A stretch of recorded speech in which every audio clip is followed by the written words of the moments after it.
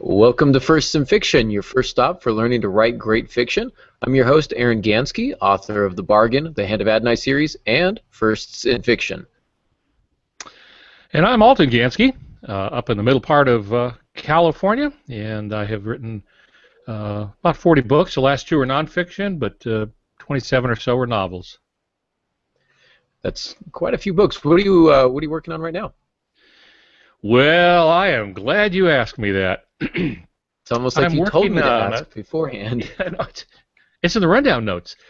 Yeah. I'm working with three other writers to do a series of short novels, Mick novels, novel snacks, that kind of thing.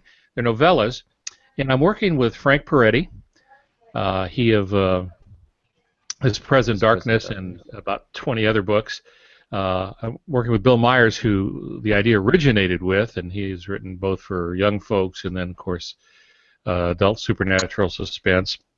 And Angie Hunt, who had been a guest on this show, and he approached us and said, look, I want to have us each write a book, a small book in the first series. Think of a television series, and we'll each take a different character, write it in first person, and we'll piece it all together and put them up.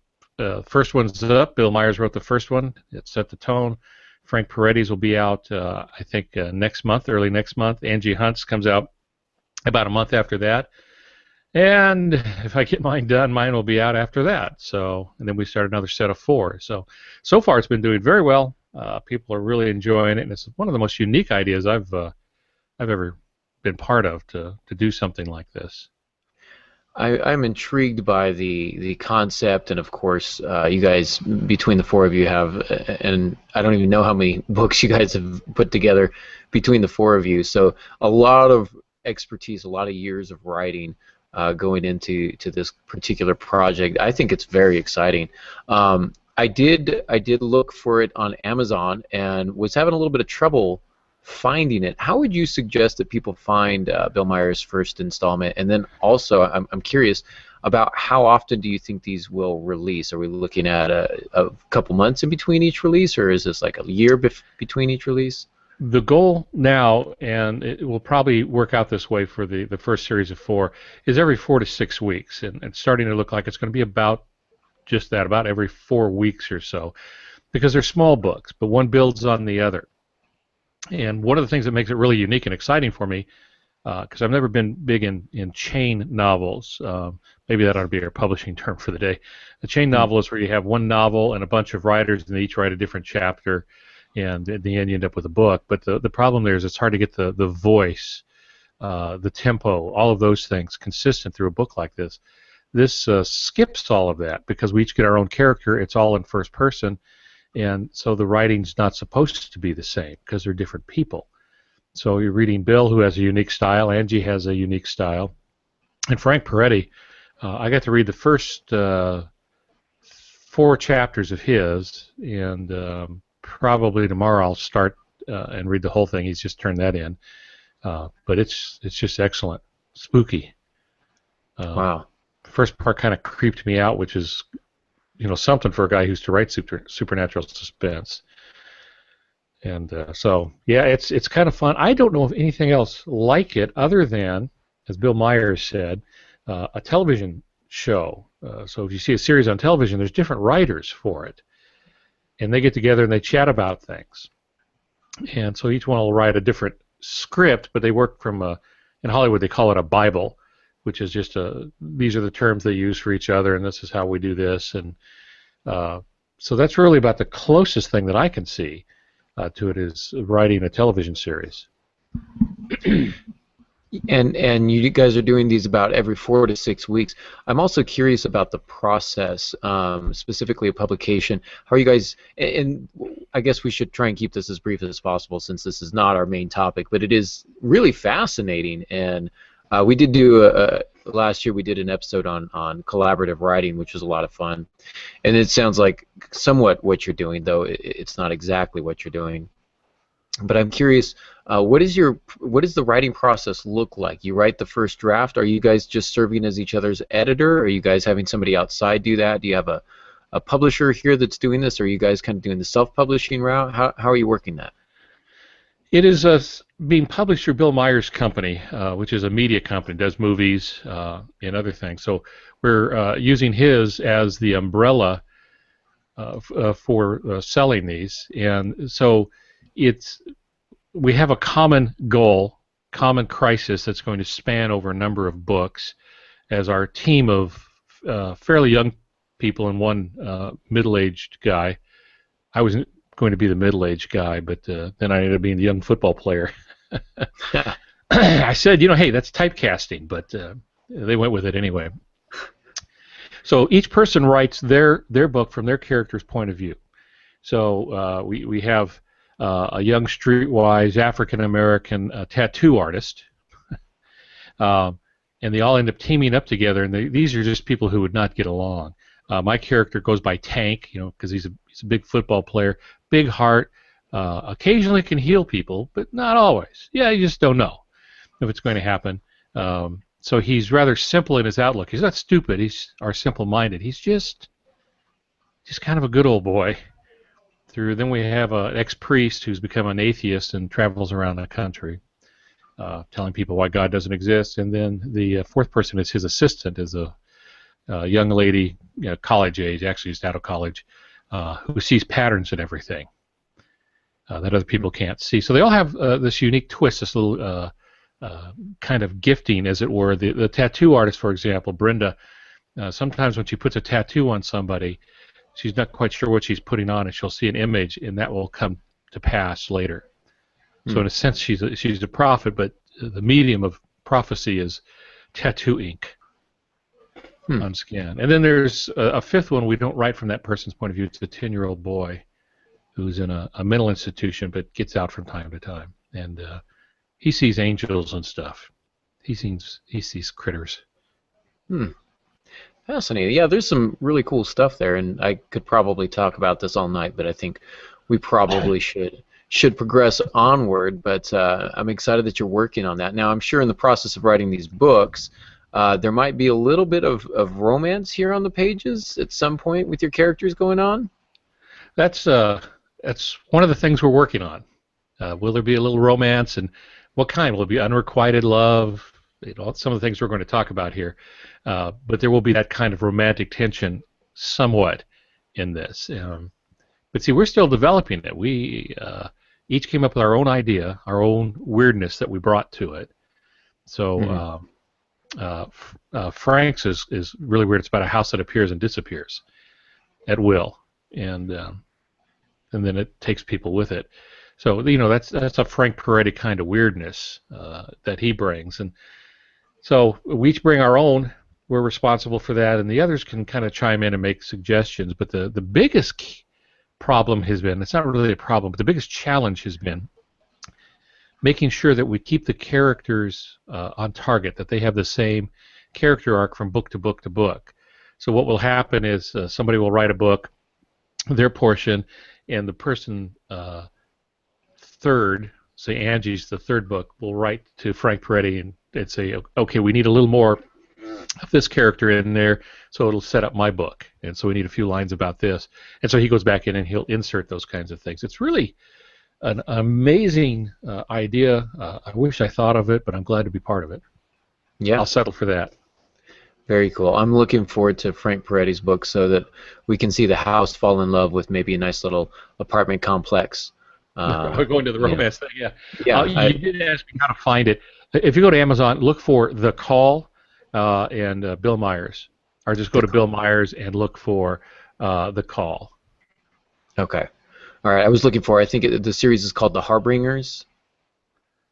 Harbingers, yes. Harbingers. Yeah, okay. And that's what I was looking for, and which is probably why I couldn't find it, because I was searching for the wrong thing. Well, there's a very famous book by a guy named Kahn, and this is kind of an interesting connection too.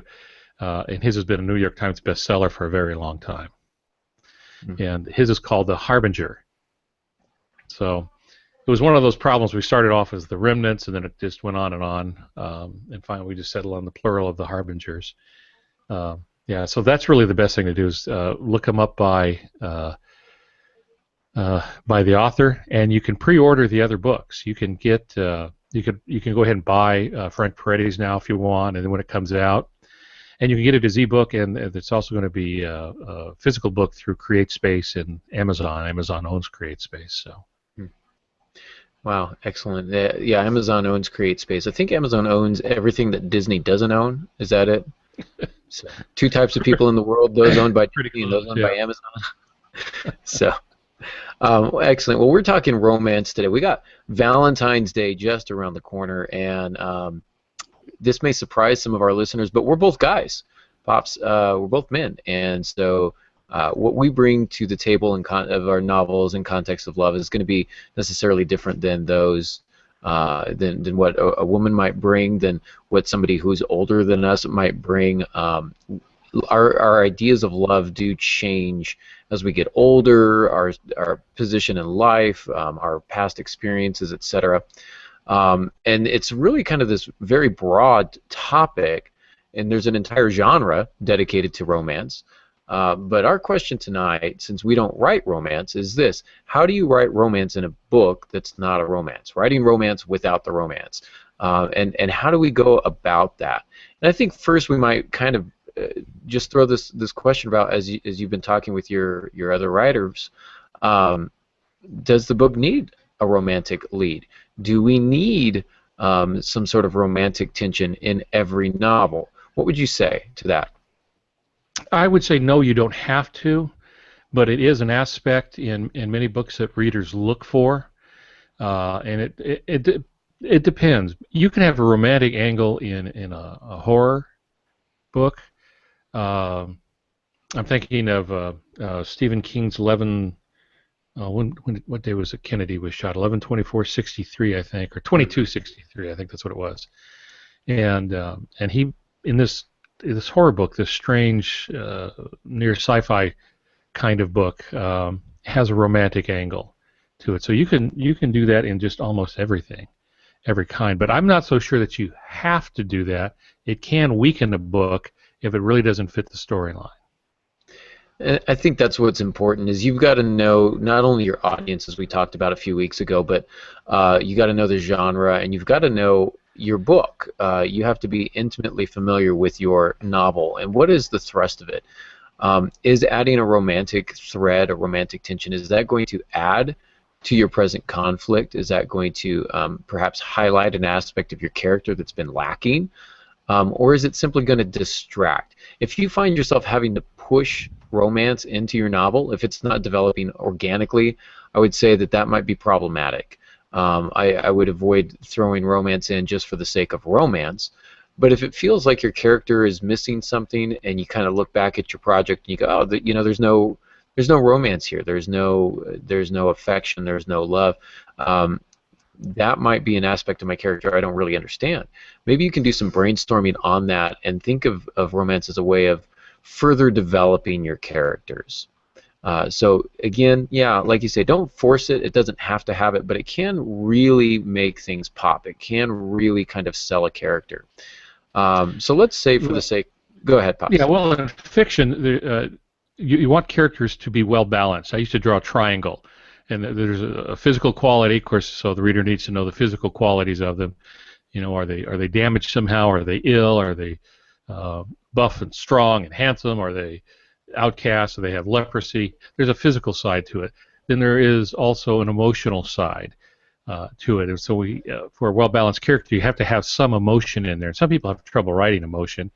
Part of that would be on the romance angle. And then there's also an intellectual side to it. And you need to have at least those three. Sometimes I use a square and say you need to have a spiritual side too, whatever that may be. But that gives you a fourth dimension to look at. So romance will help define a character and add stress or maybe a little humor to the situation, depending what the situation is. Right, absolutely, yeah. So it can be used in a variety of ways. And here's another consideration: is it something that your protagonist needs to experience? Do you need a romantic lead with your protagonist, or is it sufficient to have, say, a secondary character with a romantic kind of conflict going on? And I think that's fine too. Again, like you say, it adds an extra dimension to your characters. and it can really help us understand them. I what is it that great quote? And I can't remember who said it, but um, every unhappy family is unhappy in their own way, Mm. something to that effect. And so it's very easy for us writing romance. We fall into the same traps that we fall into writing anything else, any sort of conflicts, falling into the cliche, um, not stretching ourselves far enough to find a new original kind of a twist, but instead just going with kind of the cliche, boy meets girl, boy loses girl, boy gets girl back. Um, I like to think that in the same way that every unhappy family is unhappy in their own way, um, I guess to make the point, you know, I read a lot of beginning writers, and they will want to write about drunk father beating up on poor little kid.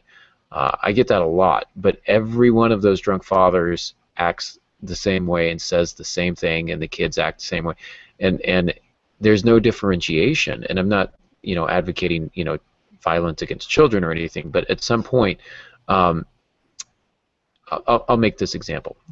I feel a little bit scattered. Pardon me if I'm scattered, but a little bit tired here. But watched a Metallica documentary because nothing works in a romance podcast like Metallica examples. So I'm watching Metallica example, a biography, biopic, whatever they call them now, and Dave Mustaine used to be their lead guitarist before Kirk Hammett. And they woke up, they had this tiny apartment up in San Francisco before they hit it big, and they'd just play shows, and they would all get drunk at night. And I remember Dave Mustaine retells the story of waking up one morning, and like the other four guys looking at him, and they're like, "You're out of the band." And he's like, "Why?" And they're like, "Well, you're a mean drunk. We're funny drunks. You're a mean drunk, so you're out of the band." Well, I mean, everybody, inebriation kind of perhaps loosens our inhibitions, and sometimes the real character starts to come out there.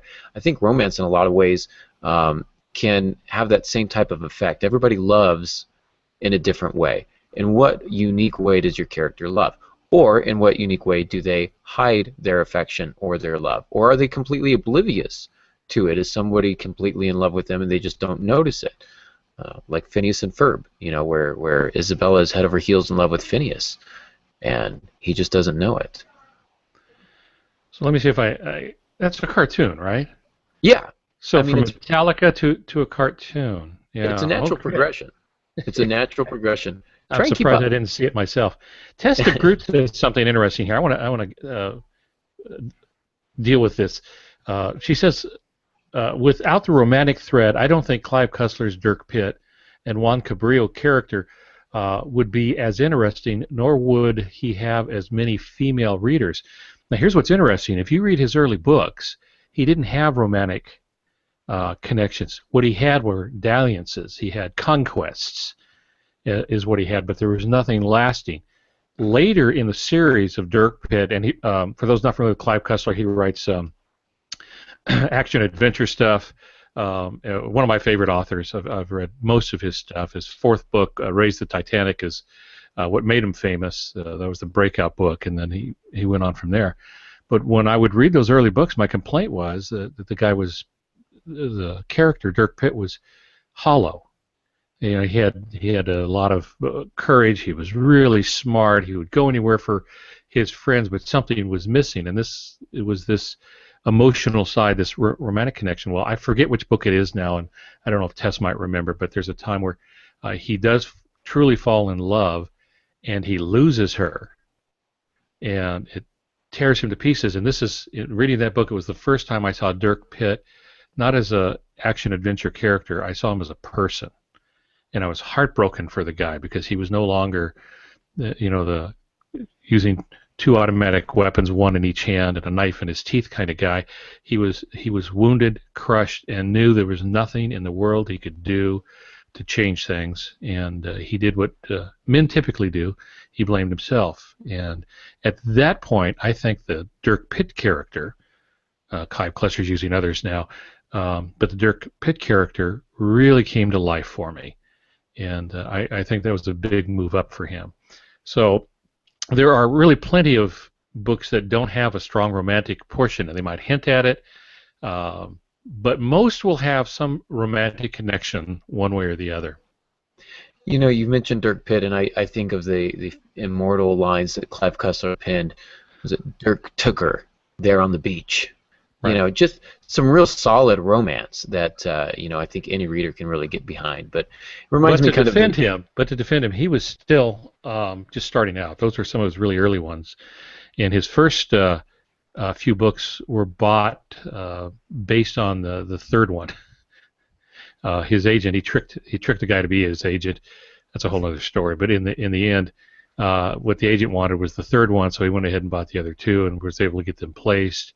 And at that point, Clive Cussler is learning, and he became a good student of it. So in his defense, yeah, that was pretty weak. But I don't want him looking at my early books either. That's true. That is true. I think of kind of the James Bond, like you say, romantic conquest, different girl, Mhm. there's a different Bond girl, and that's not really a romance that's lasting. I think that's just kind of something they put in there, to sell more tickets or whatever. But you don't really get that doesn't deepen Bond's character really in any way. But in some of the later films, I haven't seen them all, but in some of the later films, I understand that he does tend to develop a little bit more as a character, and he does tend to form more relationships that last.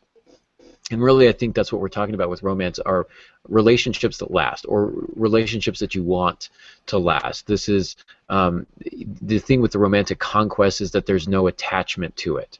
I'm going to use maybe I shouldn't. I know I'm going to use Game of Thrones as an example here.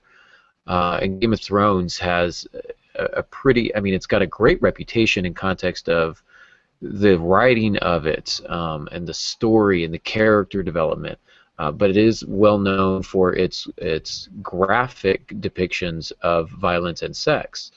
Um, but what's interesting is that every one of those characters loves in a different way, and that physical act of love that you see them engaged in a lot um, is always different. And I think one of the greatest romantic stories that I've read came from that first Game of Thrones, where Daenerys is basically married off as she's like 14 or something. She's married off to this this savage, this chief of the savages, if you will, and the way he loves her is very different than the way she loves him, and they can't even communicate. They don't even speak the same language. They have to speak through a communicator, but eventually they kind of find each other and they kind of make a match, and so what was this arranged marriage and almost a romantic conquest, you got to see both characters develop because they found a true affection for each other, and that changed the way that other people looked at them,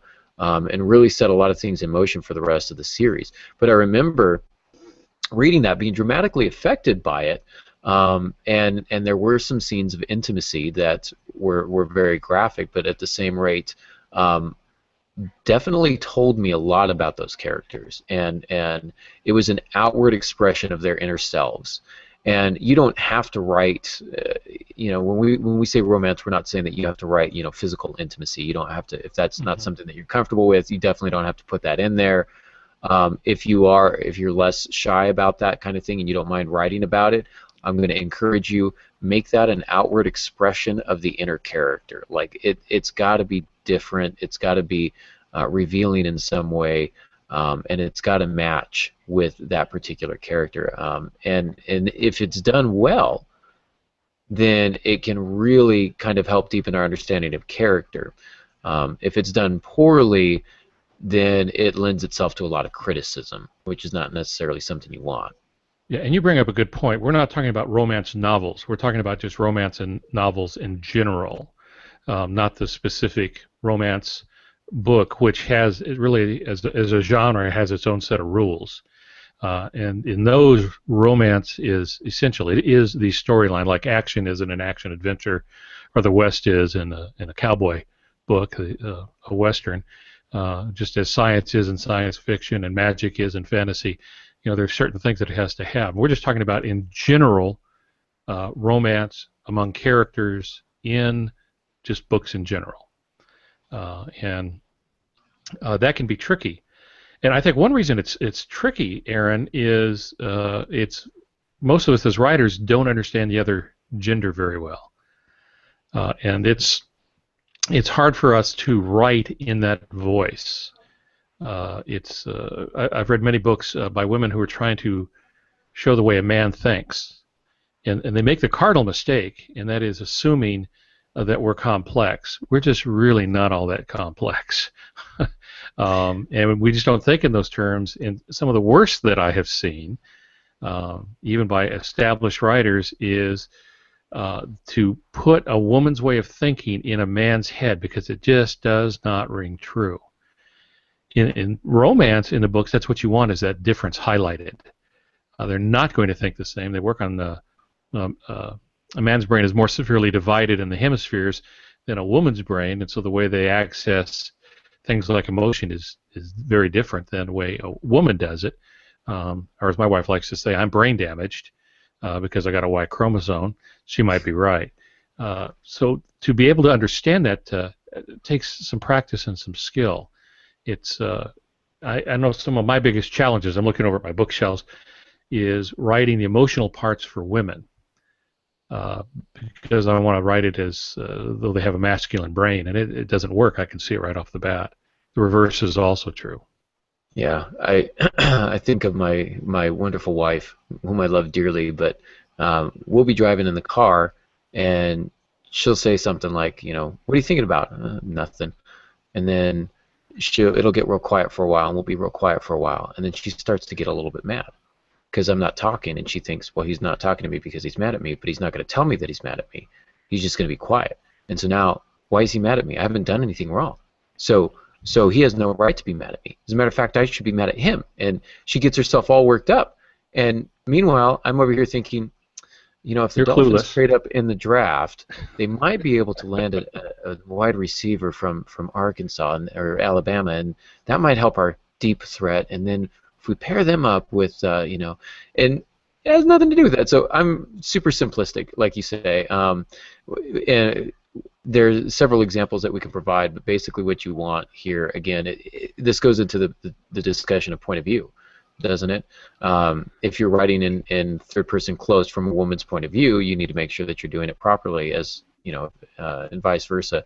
Same thing if you're writing or first person from the point of view of a man, it needs to sound like a man's thinking. Though not all men think the same, and not all women think the same, and so understanding a little bit of psychology there. Yeah, there's some men that are very close to the way women think, and there are women that I know of that think very much like men do. So, it's not cast in concrete. These are just trends that we see. But I was once asked to endorse a book.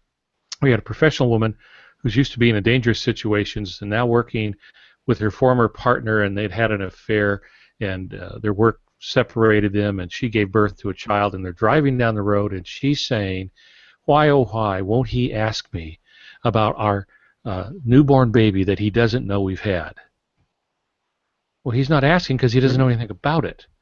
And she's in the book, she's going out of her way to keep him in the dark, but being mad at him because he does not somehow intuit that from that. And so that's really unbalanced. A man just wouldn't think that way. Now, you do say something that's interesting. I have written from a woman's point of view many times, even in first person, but I always make sure I have women readers, my alpha and my beta readers, and I've done it where I've had with a woman editor. And every once in a while I'll get a note back saying, no, a woman wouldn't phrase it that way, a woman wouldn't react that way, this is what she would do. And I'd go back and rewrite it, even if it was a mystery to me as to how that might work. The fact that I had these women reading it and correcting me on my assumptions was very, very helpful.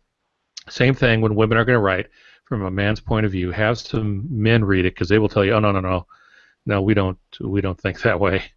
That wouldn't even occur to us, or most men. Yeah, absolutely. Yeah. So a couple things that we can talk about here, just some things to keep in mind. And then maybe talk a little bit about the different types of romance that we see in non-romance novels. But the first, I would say, we've already mentioned quite a few things. Make sure that it's authentic. Make sure that your characters are thinking the right way. That their perceptions are valid and true to character. But romance is great because it can provide a lot of tension. One of the greatest stories, short stories I read was called "The Man Who Loved Belle Starr," and it's about a hitchhiker who picks up a young female. And the minute she gets in that car and closes the door, there's immediately tension because we've got opposite genders in a very closed, confined space. And the guy starts to think about her in a way that a guy might think about a young, attractive female that he's just picked up. And of course, he takes that opportunity to turn everything on its ear, the expectations on their ears as the story moves forward. But knowing that and understanding that, and that tension exists, is a great way to kind of further conflict. Or if you've got a bit of a lull in your main conflict, you want to take a little bit of a break from that, give them a little bit of breather. There's some great conflict that can happen between people, and I guess the difference here between conflict and tension is that conflict is generally bad things happening. Tension is the feeling that something bad could happen. And so when we talk about that kind of romantic tension, that's what it is. It's the feeling that something horrible can go wrong. It doesn't have to, but that it could. Your character is worried that he's going to lose his girlfriend or wife. Your main character is concerned that she is not going to attract the man that she's been secretly in love with for since grade school. Whatever it is, that tension, that worry of something might happen, can really keep us turning our pages and can kind of help those lulls. If you're experiencing a lull in your story, this can be a good way to kind of pick it back up. I would also say that love is really entwined in the details. I said that everybody loves differently. Try and focus on how they differently love each other, if that makes sense. The little details. If Valentine's is coming up, what do they get their wife? She's still with me, which is good. But I've never given my wife flowers on Valentine's Day. I don't do that for her, mainly because I look at the prices and I think I love my wife, but I think she would rather have a house than flowers. So we're going with the house on this one. But I'm a lot more likely to get her, something for her Kindle or some sort of gadget. She's very electronic. She likes those kinds of things. If I wrote her a poem, she'd go, "That's sweet, dear. Now can I please get, a Kindle, or can I get this other electronic device, or can we get a new TV?" I love my wife because she wants to get new TVs.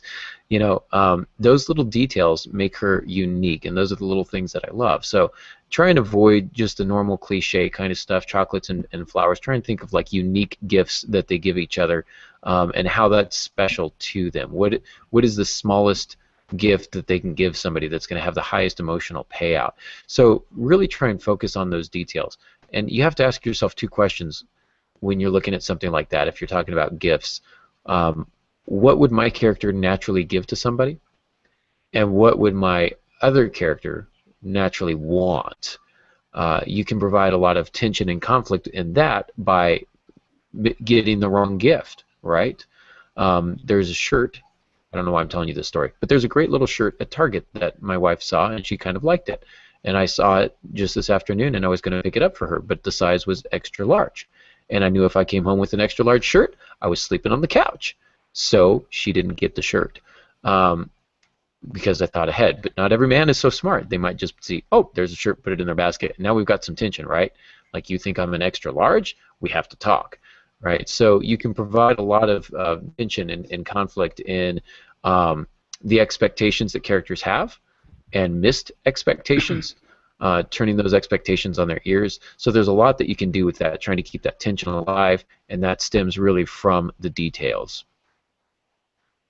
Right, right. Yeah, and it's going to be difficult. Well, it's different for each writer. Now I've done in some of my books. There's very little romance. Some it's key. We don't have a story without it. But the story is what dictates it. And I've always liked in writing the women. I like them to be smart and sassy and can hold their own with the men. It's just the way the women turn out in my books. In fact, some of the most frightening antagonists I've had have been women. So I try to change them just a little bit, and I think that's really what makes some of the romance things in a typical book. Now, again, not the romance genre, because again there are certain expectations in that, and we have in our group here a couple that write romance, in the romance genre, Hmm. uh, and they might be able to help us out on this if they'd be willing to come up on stage here with us. But in the general stuff, it will vary from book to book. Sometimes it's very present. Other times it just doesn't fit the story, and to put too much in would seem artificial. For example, if the story takes place over a very short period of time, this whole thing's going to happen in a weekend. Then if they meet, they have dinner, and there's wedding bells on the Sunday of that weekend, then it just doesn't seem right. There's just not enough time, so we build up. So my first book, By My Hands, there are opposites, and it's one of those where just love is never going to work out on this at all. In the second book of that series, they're married, and I just left that whole section out, and then we go back to it in the second book, so it's far more prevalent there. And then there have been some where I don't get into how they got together, how they got married. I deal with the way they are now and the way they express affection, which is sometimes playful fighting, the occasional snide remark, a little bit of sarcasm here and there. They know each other so well, they know what they can get away with, and I think that builds a great character bond. One of my favorites is in Zero G. There's my main character, Tuck Tucker. It's Benjamin Tuck Tucker. He's an astronaut. He's up on the space shuttle, and almost all of his crew is dead. It's he and one other, and his mind's been affected. They've all been poisoned.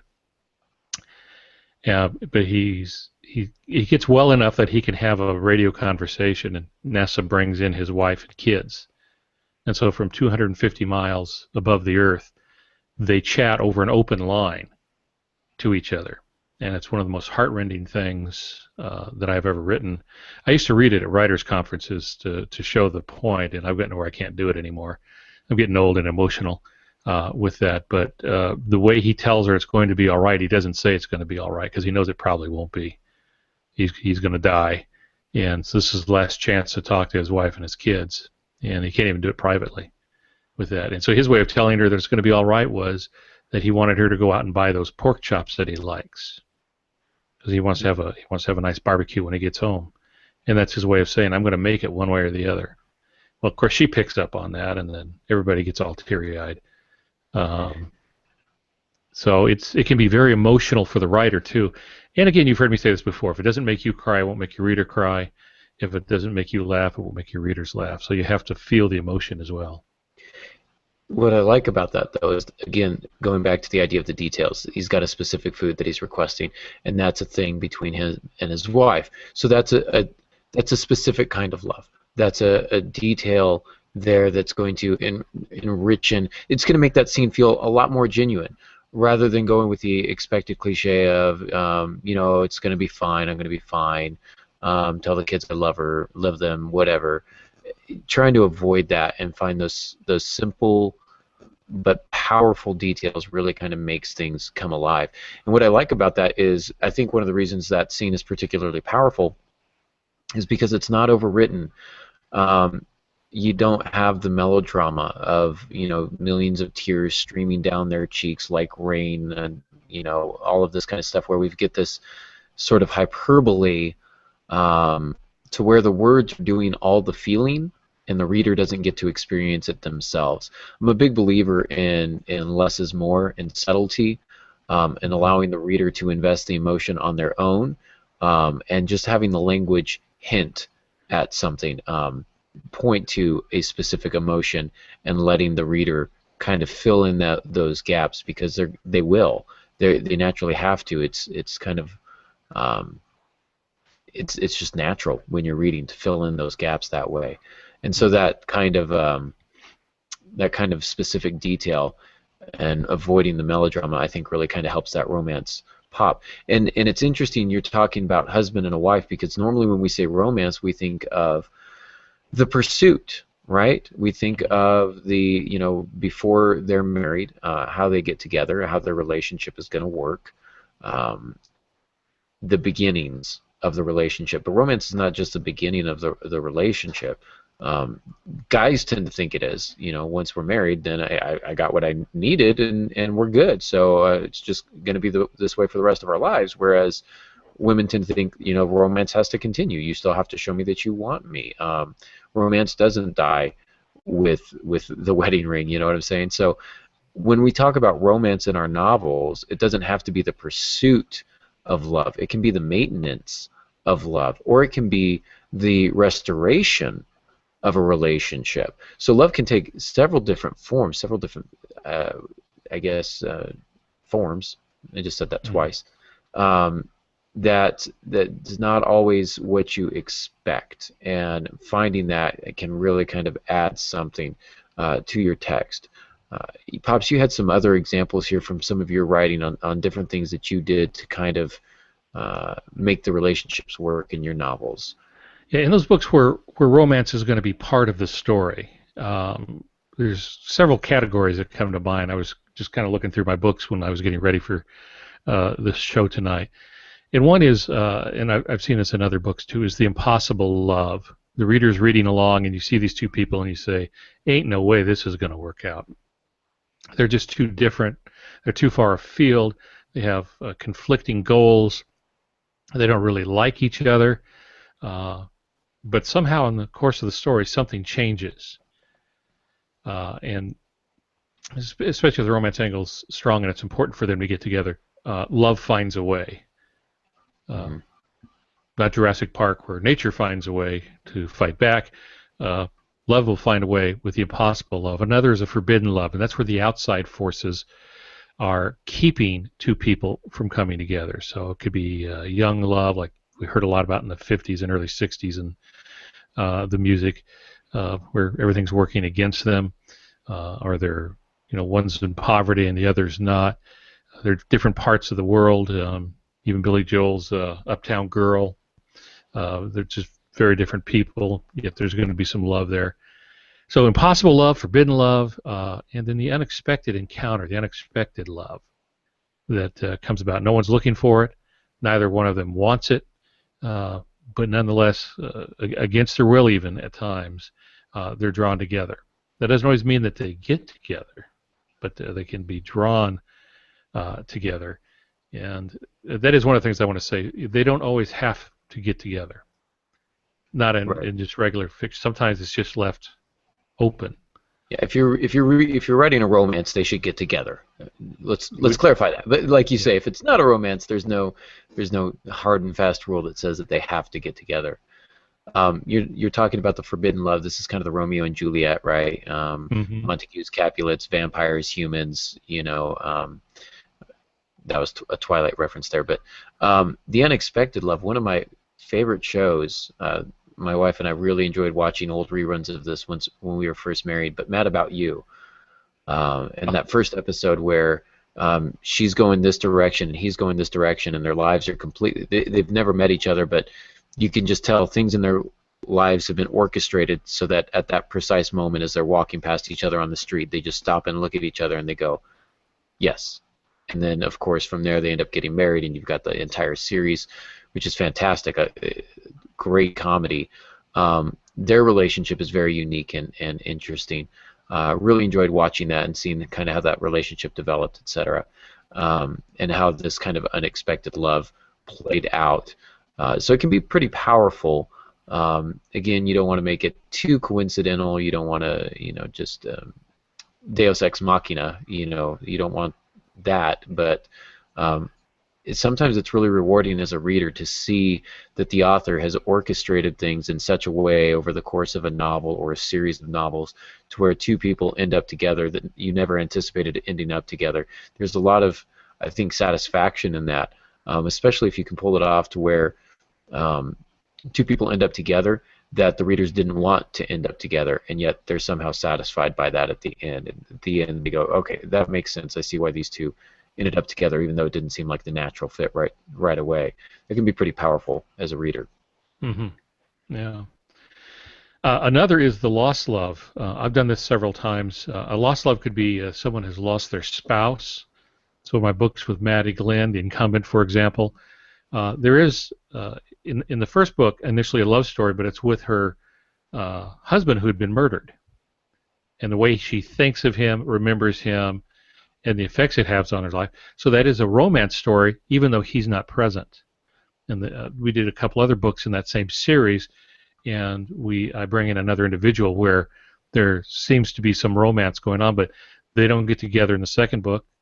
They get together, I think, in the third, and there was going to be a wedding in the fourth, but there was never a fourth book. So she won't talk to me anymore. She never got her wedding. But see, I stretched that out over 4 books. Mm-hmm.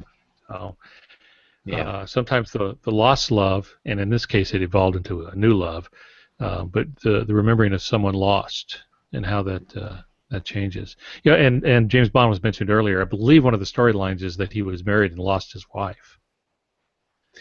You know, Tess DeGroot has been commenting consistently tonight and correcting us on all the mistakes that we've made, which is fantastic. But she mentions the what we're talking about. She says here in the James Bond books, James himself said in Casino Royale, which is the first book, that he avoids attachments because they get in the way of the work, but it doesn't stop him from truly falling in love in Her Majesty's Secret Service, which is the 4th book. So that was the one I couldn't think of where he actually does fall in love, and he kind of carries that with him a little bit. And of course, yeah, in his line of work, it would get in the way, but there's that tension, right? Because it's still a need that he has that he can't necessarily fulfill, and so there's some tension there. And then again, some more tension when he does fall in love, but again, can't pursue it for whatever reason. So yeah, so that is the James Bond. I'm not sure if he ever marries. Maybe Tess will let us know if she's a consistent reader. Well, in one of the movies, yeah, it has him visiting his wife's grave. There's not a lot throughout the series, but that is something that was in the past, and it had an effect on him. Okay. So yeah. Yeah, and then sometimes, again, depending, especially in the kind of books I write, sometimes there's just flirtation that goes on, but it doesn't mean that there's going to be a permanent bond made. In other books, that's part of it. They need to do that. Yeah. Tess also mentions a little bit later that she's working on a story where the romance is secret, and so there's secret gift exchanges and secret meetings, and that for her is something that she's using to kind of help keep the tension or grow the tension in her book. I think that's a great one. I mean, the secret love, right, where two people are not supposed to be in love, so they have to do everything in secret. That's kind of fun. That might stem from the forbidden love, but it's not always. It can just be something that you don't want people to know about because you're afraid of their perceptions or reactions or whatever. Tends to be like I think that might work, with kind of the younger audience, in the sense that in high school you might have a secret boyfriend or girlfriend or something like that. But I think at some point when you're middle aged, you stop kind of playing games, right? When you've been through a lot, when you've loved and lost and you've hurt and you've been hurt, sometimes you tend to lose patience for the games. Sometimes you like them more. But regardless, the idea is that your character's perception of love is going to change and evolve. Maybe not over the course of the novel, but maybe the series, or at least over the course of a novel, you need to show that their perception of love is changing. Maybe not completely changed, but is changing. So as we grow and mature naturally, our perceptions of love also change. And so that can be another great aspect to kind of help develop character.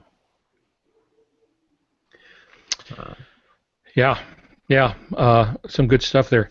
And it's the only problems that I see is when it gets out of balance, that we're forcing the issue. But without a doubt, romance it's part of the human culture. It is part of our makeup. It's part of our set of needs. We need companionship. We need to know that someone likes us a little bit, will put up with us, and can be that helpmeet who comes alongside.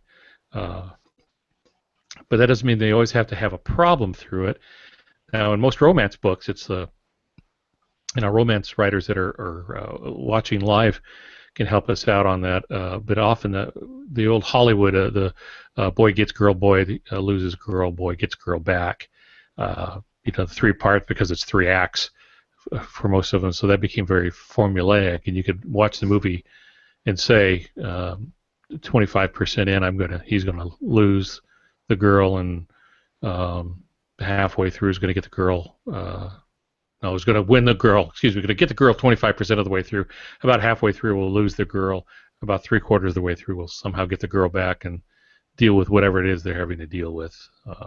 Whether it's a problem, or they're going to save their lives, or save the farm, or put on a show, or with Mickey Rooney, or whatever it might be. Or buy the farm, maybe. Or buy the farm. That might be something else. Kick the bucket. I can't remember which one it is.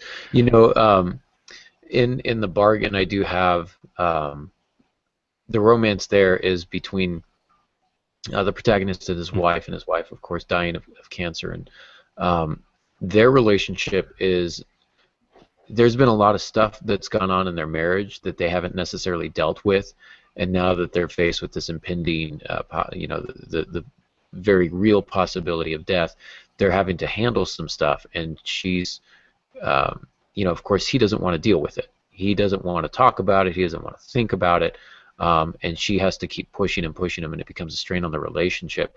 But that kind of romance can be powerful in the sense they're already married, but the relationship is not perfect, and the romance there between the two is still very real and tangible, but at the same rate, there's still a lot of tension because it's not the perfect relationship. They've got to work at it.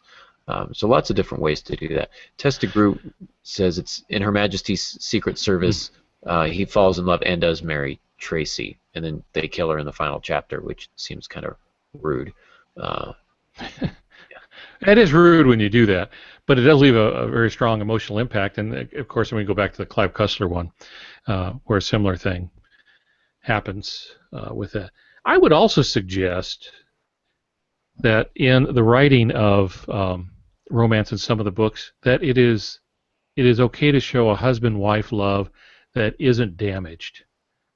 That maybe they just get along, they learn to put up with each other's things that the old show The Waltons, for example, is probably a good example, because the grandparents are always arguing, and getting on each other's nerves and stuff. But they love each other fully and completely, and they would do anything for each other. When something happens to one of them, you can just see that there is that meltdown. But I'll get back to your book. I thought you did an exquisite job in showing the male point of view. He knows he's got to take care of a sick wife. He'll do anything, even things he doesn't fully understand, having to believe certain things and interview people that just absolutely makes no sense to him. But he's willing to do that for her, yet he still has the male tendency to put up walls, to stay away from the unpleasant kind of things, which is pretty much what we do as men. We try to wall it off because we just really don't know how to handle it. And so I thought you did a good job with that. And then you portrayed the wife who is ill, still being incredibly strong emotionally through that. It was I thought it was very well done. And so I thought the romance in the bargain was couldn't be better. And yet here you have one of the issues that I talk about. By issues, I mean techniques, and that is where one of the lovers is wounded. So I did one where the female object of the love, the female protagonist, is crippled. I've done them where they're scarred from past events. There's just many things that you can use. Well, you did that, and it balanced out, I thought, very well all the way through that book. Thank you. I appreciate that, and it's that's something that I kind of worked on and really had to struggle with to kind of balance out. But one of the central tensions, the romantic tensions that I wanted to deal with there, is that I wanted a man who loved his wife enough to leave her, and that sounds kind of weird, but what he's called to do requires him to leave, and he can't take her with him because she's sick. It's important to get the proper pronouns, by the way. He cannot take her with him because she is sick, and so he's faced with this kind of no-win situation where the only chance he has at actually saving his wife's life requires him leaving his wife, and that's kind of not like leaving the marriage, but leaving her physical proximity. So he's not there to comfort her and to see to her needs, which tears him apart. But it's kind of a theme that I think echoes throughout, is this idea of loving enough to leave, and it's something that kind of kept coming back around in some of the stories, and it was just maybe I was just fascinated with the concept, but I wanted to see how it played out, and I liked how it played out, and I thought I was happy with that. Molly's got a good question here. We are kind of coming up on time here, but I want to get to this. She says, how can you handle a romance that's predictable but essential to your story? That is, you know that A and B will end up together, but how can you write the same love story uniquely? And I'm going to go back to making A and B really unique. Maybe not to the extent where you give one of them fangs, but make the if the characters are unique enough and love uniquely, then even though we know that they're going to end up together, we don't know necessarily how they're going to end up together, if that makes sense. I think of, and this is not going to be a strong correlation here, but Monk, the series on USA, fantastic show. Here we've got a detective who loves his wife. His wife has been murdered, and he's the departed lover, yeah, the lost lover, yeah. Yeah, still actively working toward trying to solve her case, etc. But he's got a female, I guess, nurse, if you will, a helper, that because he's so OCD he can't make it through the day, and so she helps him out. And one of the most, I think, romantic things, and of course they never are romantic at all, but is the things that he does that are excruciating for him, but he does it to help his nurse. And he doesn't always do it. Sometimes he's kind of a jerk, but there are times when push comes to shove where he's going to step outside of his comfort zone and do something that is excruciatingly terrifying for him in order to protect his friend. But that's kind of a romantic, not necessarily I guess a husband-wife kind of a love, but the strong friendship and that love there was pretty powerful. And so him being in love is really unique, and that how did anybody marry this guy? Like, this guy is broken, and he can't even function in the world. Who loved him enough to marry him, and what did that marriage look like? And that's one of the things that you don't see because it's off camera a lot, but specific episodes will give you glimpses into that. It's fascinating. So I would say make your characters unique and get the details right and unique, and then a typical setup of A plus B is going to feel a little bit different. That's kind of what I would say. Pops, I'm not sure what you say would have to say there. Yeah, I think it would depend on the story, but one thing you can do is if their careers or whatever it is they do is very interesting but different, then the typical love story doesn't matter. It's not the result that they're going to get together that will matter in a story like that. It's the process of how they get to it. And if you can interject roadblocks, obstacles that make it look as though it's never going to happen, but somehow they make it happen, then you have a story. And the reader will keep going, well, they made it through that one. Oh, he's made a horrible mistake here. That's just ruined it. There's no way out of this. But then a way comes about out of it. So it isn't that they get together. It's how they get together. That's what the reader loves, is that process of getting there. If they get together, I think sometimes one of the best things you can do is not have it happen. I faced this in the book Wounds, where you have a tough-as-nail detective, Carmen Raimondi, female. She scares pit bulls just by walking down the street. They leave, go back into the yard, and then Dr. Ellis Poe, who is pretty much frightened of his own shadow and beat up, and he hates himself for something he didn't do. And I had to work very hard to find something that would at least get her to admire him enough for things to change. When I got to the end of the story, I asked, now, would she be able to fall in love with him at this point? And the answer was no. She even saves his life. Or he saves her life, excuse me. And this tremendous act of courage costs him dearly. But it's not enough to overcome what he did before he even knew her. And so in the end, she gets close to that, and then steps away. But then again, I was thinking there's going to be a second book in the series too, so I was going to delve more into that in the second book. Yeah, string that along for sure. Yeah. Well, sometimes we're too Um, quick to provide a resolution, and I think that's one of the things that weakens novels. All right, I got to get through all of this, and I have to have all of these things connected. And sometimes life isn't that way. Sometimes we don't know. yeah. We don't get all the information. I did the uh, Dark Moon one, where a spot appears on the moon, grows, and then ultimately leaves again. And people would write me and say, "Well, what was it?" And I'd have to write back, say, "I don't know. I've never been to the moon." There was no way for my characters to find out. So for me to offer an answer would break the fictive dream. They don't know, and so you don't get to know. I don't get to know, and I wrote it. Yeah. I think especially since we're not writing a romance novel. If you're not in the romance genre, it's totally fine to have the romance not play out the way people expect. That's okay. You know, that'd Um, be a good show is to have one or two of the romance writers on and let them school us about the genre of romance, which is very different. And I know the readers have their own set of expectations for it. There's certain things that they want. There's a lot of variety they accept. They're not stuck in a rut, but it has some things that they dearly love, and that's why they read them by the the scores. droves. Yeah. It's a huge genre. That might be a good show sometimes to have somebody come on and school us about that particular branch of writing. I could talk You about a know, lot of genres, but that's not going to be one of them.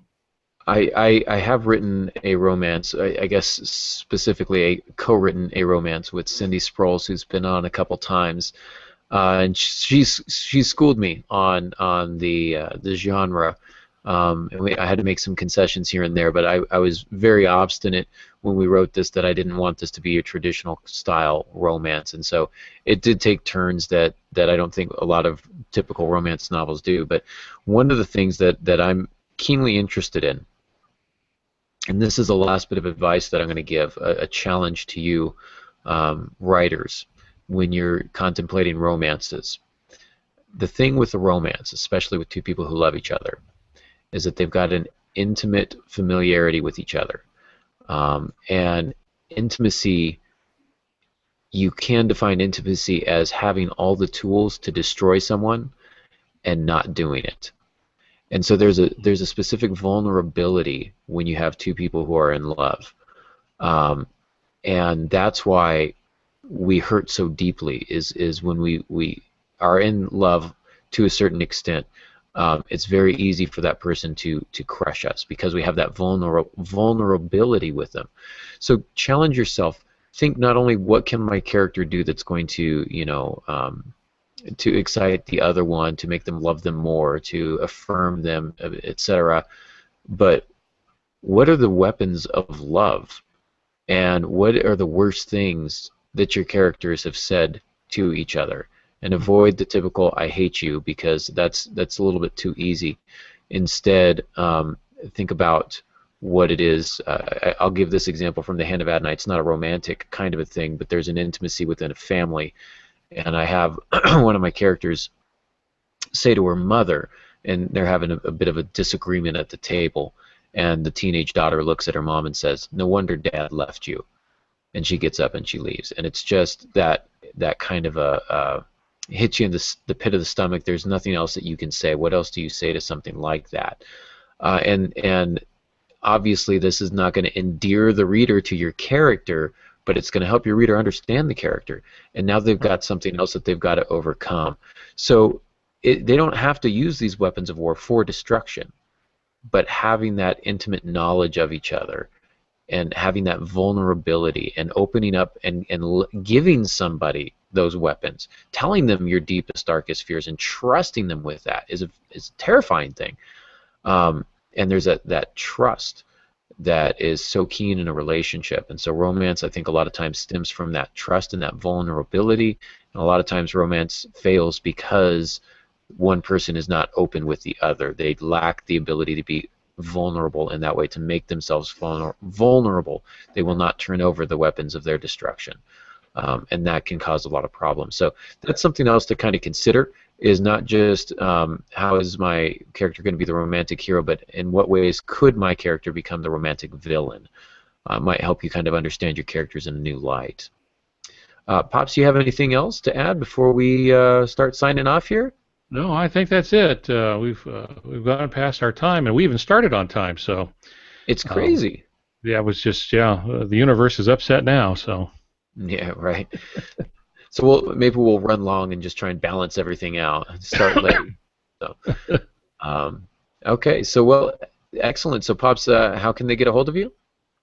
well, first I want to thank everybody who stayed with us. I see lots of names I know over there, and some that are new to me. Thanks for joining us.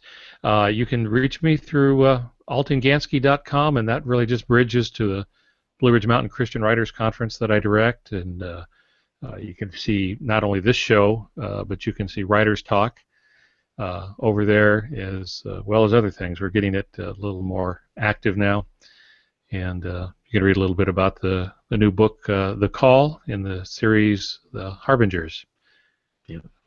And again, if they want to get a copy of that, Amazon.com, they just look for Bill Myers' The Call. Yeah, just look for Bill Myers, and the book you want is The Call, and you'll know it's got an eerie cover. It says The Call on it, but it's also a short book. It's a novella. Like I say, they're mixed snacks. They're mixed novels. I like it. And they're meant to be for an evening's read or 2 days read or something like that. So, and then you can get the next one and just start collecting them. McNovels, does that mean they're high in fat and that they'll stick in your gut for a few days, or you see how I extended the metaphor there? Well, hopefully it's more nutritional than anything we could get at a fast food place. But Yeah.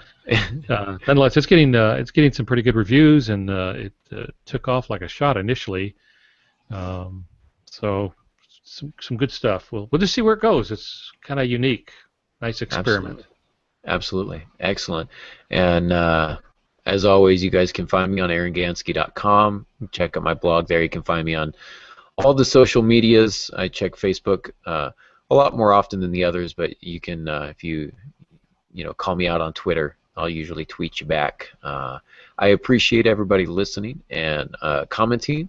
I enjoyed our conversation tonight. Thank you guys for listening, and until next week, good writing.